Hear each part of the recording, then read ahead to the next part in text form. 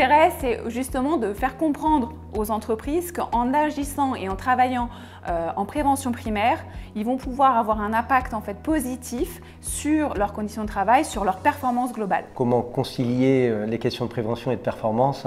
Pour nous, c'est une approche naturelle qui est un petit peu dans nos gènes, où on souhaite vraiment tisser des liens entre prévention et performance. Performance au sens large, bien sûr, ça peut être l'efficacité dans le travail, mais ça peut être aussi la qualité de service. Nous avons choisi de mener ce projet à Rungis, et notamment sur le marché international de Rungis, parce qu'il s'agit en fait d'un secteur où la logistique est très présent. Le SIAMS, c'est un acteur qui est engagé dans la formation continue et le soutien au projet, et s'est engagé justement en tant que porteur de projet sur cette action. Nous, en tant que service de prévention et de santé au travail, interentreprise, donc le SIAMT, nous avons effectivement porté également en fait une bonne partie de la démarche en relation avec le cabinet Solutions Productives. On aborde des sujets de façon collective qui sont habituellement traités de manière individuelle dans les entreprises. Les partenaires qui nous ont accompagnés sur ce projet sont nombreux et ce sont des partenaires un peu historiques sur des actions qui ont été déjà menées en fait sur le marché international de Rungis.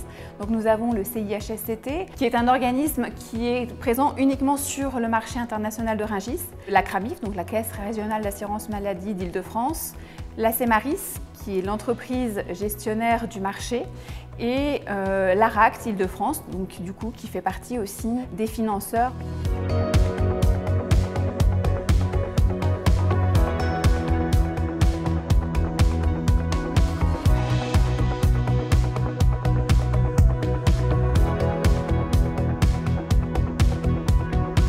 Donc le service de santé au travail va accompagner l'employeur du début à la fin du projet, par le diagnostic local, en passant par la mise en place et le suivi des actions concrètes sur le terrain. Parce que la logistique est un enjeu crucial du marché d'intérêt national, sujet majeur pour l'ensemble des employeurs, avec notamment le maintien en emploi des salariés. Il ne s'agit pas forcément de mettre en place des solutions coûteuses aux investissements supplémentaires, mais il s'agit peut-être aussi simplement de modifications organisationnelles qui vont avoir un impact sur les conditions de travail et in fine sur la qualité de service.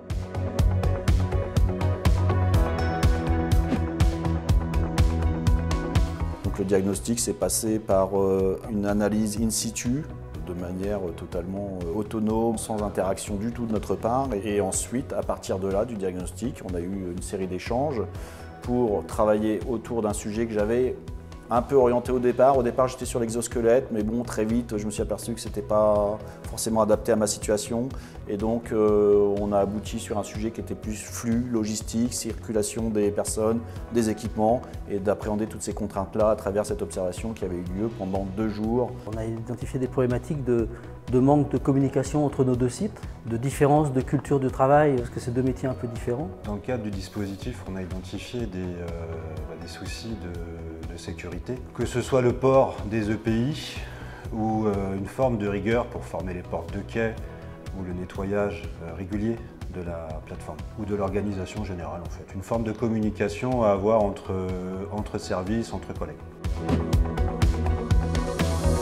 Ces clubs entreprises ont permis d'apporter des solutions à notre entreprise en allant voir dans les autres entreprises les solutions qui étaient données et les associer avec les nôtres, voir ce qui pouvait être fait en interne chez nous et effectuer des corrections avec ces solutions. Ça permet en fait de renforcer les décisions, on va dire, et en échangeant, ça nous permet de voir comment ils pratiquent ailleurs, quelles solutions ils ont trouvées, qu'est-ce qui est pertinent. Et en fait, on a un 94 là, un 91 là, un 92 là. Il y a une perte de temps en fait. Et sur plusieurs palettes, c'est la même chose. C'est des surmanutentions. En plus. Ouais.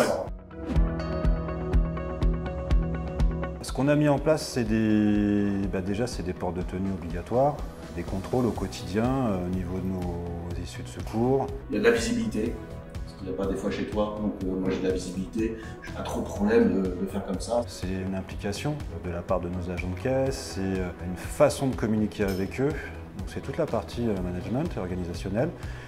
Et ensuite sur notre caisse, ça va être aussi toute l'action menée auprès des chauffeurs. Si c'était à refaire, je le referais bien entendu, de par les richesses des rencontres qu'on a pu avoir avec les autres sociétés notamment, et aussi avec les intervenants qui étaient le SIAMT et Solutions Productives. Si je devais résumer en un mot l'expérience, ce serait le plaisir.